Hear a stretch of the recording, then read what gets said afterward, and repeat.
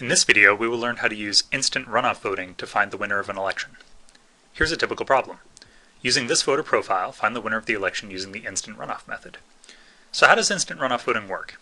Well, first we check to see if any candidate has received a majority of the first place votes. If so, then that candidate is declared the winner. But if not, then we find the candidate that has received the fewest first place votes and we eliminate that candidate. With that candidate gone, then we recalculate the voter preferences, and again we check to see if a candidate now has a majority of the first place votes.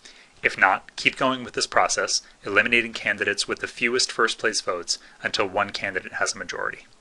Let's see how this works. Here's our original problem again. The first thing we'll need to do is find the first place vote totals for each of our candidates.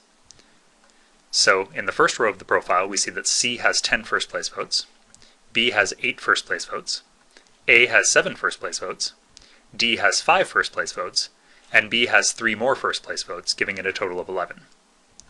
So B has the most first place votes, but does it have a majority? Well, an easy way to figure this out is to just add up the total number of votes that we have. If we take 10 plus 8 plus 7 plus 5 plus 3, all of those numbers of voters that we have in the first column of our voter profile, we get a total of 33 votes. Half of 33 is 16.5. So we need to have more than 16.5 votes to get a majority, and since you can't have a fraction of a vote, that means we need 17 or more votes for a majority.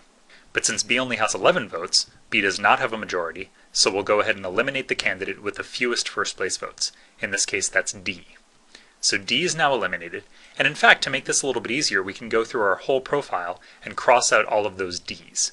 Now we've gotten rid of the candidate D, but we don't get rid of any voters in this situation. So we have 5 voters that voted for D because D was their top choice. Those 5 votes don't disappear. What happens is that now that candidate D is gone, those votes now shift to A because A was the second choice of all those voters. So the 5 votes that went to D now go into A's column. So A has the most first place votes, but does A have a majority? Well, as we previously figured out, we'd need to have 17 votes for a majority. A only has 12, which means we keep going. And keep going here means that we once again eliminate the candidate with the fewest first place votes. In this case, that's candidate C. So C gets eliminated, and again we'll go ahead and cross out all of the C's in our profile.